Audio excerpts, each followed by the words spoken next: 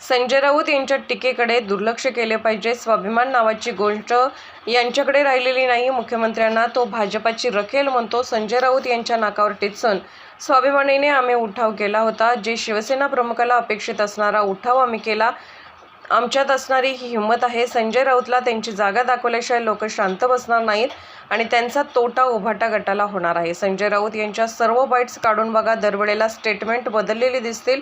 नरेंद्र मोदी यांना देशातच नव्हे तर जगामध्ये एक मानाचे स्थान आहे. पंतप्रधान कसा असावा तर तो नरेंद्र मोदीसारखा असावा. सरदार वल्लभभाई पटेलांनंतर एवढा सक्षम मजबूत नेता नरेंद्र मोदींच्या रूपाने देशाला पाहायला मिळाला. तर तुम्ही पुरोगामी ना हे कसं बोलू शकता? तुमची आई सुद्धा बाहेरूनच आली होती ना, तिच्याच पोटी जन्म घेतला आहे ना. आई ही सर्वश्रेष्ठ असते व तिला जर तुम्ही बाहेरचे म्हणत असाल तर ते संस्कृतीत बसत नाही.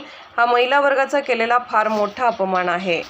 संजय राऊतच्या टीकेकडे करता दुर्लक्ष केले पाहिजे. या माणसाला स्वाभिमान नावाची कोणती वस्तू यांच्याकडे राहिलेली नाही. मुख्यमंत्र्याला तो भाजपची रखेल म्हणतो. आम्ही उठाव केला होता ना, तर त्यावर त्याला त्याच्या नाकावर टिचून जे मी बोलणार होतं त्यांच्या नाकावर टिचून आम्ही केलेला स्वाभिमानाने केलेला तो उठाव होता. जे शिवसेना प्रमुखांना अपेक्षित होता तसा उठाव आम्ही केला आहे. ही आमच्यात असलेली हिंमत आहे. हे काय करतायत? हे एकाही माणसाने विरोध केला. आम्ही पोस्टमार्टम करू, आम्ही असं त्यांच्या डेड बॉड्या मुंबईत आल्यानंतर त्याचं पोस्टमार्टम करू असे म्हणणारे हे लोक. खरे तर हे आता मग मला तोंडात आमचं जीभ घसरते. हे भडवेगिरी करायला लागले आणि आता यांनी ही भडवेगिरीची लाईन जी सुरू केलेली आहे ना, यामुळे हे बोलत आहेत. आणि हे सर्वसामान्य शिवसैनिकाला किंवा महाराष्ट्राच्या जनतेला पसंत नाही. ही संस्कृती महाराष्ट्राची नाही. म्हणून संजय राऊतला त्याची जागा दाखवल्याशिवाय लोकसुद्धा गप्प बसणार नाही. आणि त्याचा सगळ्यात मोठा जो लॉस जो होणार आहे तो उबाटा गटाला होणार आहे. यांचे सगळं बाईट काढून पहा ना. हे दर वेळेला स्टेटमेंट बदलणारी जी अवलाद जी आहे ना, यांच्या सगळ्यांच्या बाईट्स काढून पहा. मोदी साहेब काय आहेत हे देशाला सांगणारे हे जे लोक होते त्यांना आता खोटं ठरवत आहेत. यांना असं वाटतं की आम्ही बोललो तर त्याच्यामुळं जनता आमचं ऐकेल. परंतु मोदी साहेबांना देशातच नव्हे तर जगामध्ये एक मानाचं स्थान निर्माण झालेलं आहे.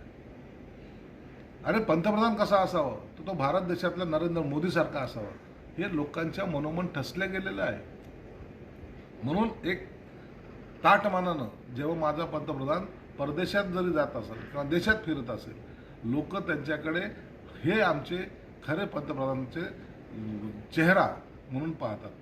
सरदार वल्लभभाई पटेलांनंतर इतका स्ट्रॉंग नेता मला वाटतं भारतामध्ये पहिल्यांदा या देशाला पाहायला मिळाला आहे. पुरोगामी ना तुम्ही.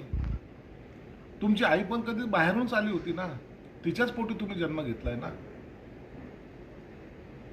मग माता जिला आपण आदराचं स्थान देतो, वडिलांपेक्षा आईला जे महत्वाचं स्थान देतो, तिची किंमत काय मग तुमच्या नजरेत? महिलाचं स्वाभिमान म्हणता तुम्ही. मग त्या महिलाला तुमच्या आईला तुम्ही काय किंमत दिलेली? बाहेरची. आई ही सर्वश्रेष्ठ असते हे सर्व मान्य आहे. तिला जर तुम्ही आज उपरे म्हणत असाल, बाहेरची म्हणत असाल, मला वाटतं हे संस्कृतीत बसत नाही. म्हणून ह्या महिला वर्गाचा केलेला फार मोठा अपमान आहे. मी जिच्या पोटी जन्म घेतला, माझी आई ही बाहेरून चाललेली आहे ना. म्हणजे ती माझ्या कुटुंबाची सदस्य नाही का? ती होणारच नाही. कधी तिला मी त्या दृष्टिकोनातून पाहणारच नाही. मला वाटतं शरद पवारच्या कारकिर्दीमध्ये पुन्हा राजकारणाच्या हयातीमध्ये सर्वात मोठी केलेली ही चूक आहे. आईचं स्थान, बायकोचं स्थान त्यांना आजही त्याने दरवाजाच्या बाहेर ठेवलं आहे. याचं मला वाटतं महिला वर्ग निश्चित करेल आणि याच्यावर त्यांचे जे का राग आहे, संताप आहे ते व्यक्त सुद्धा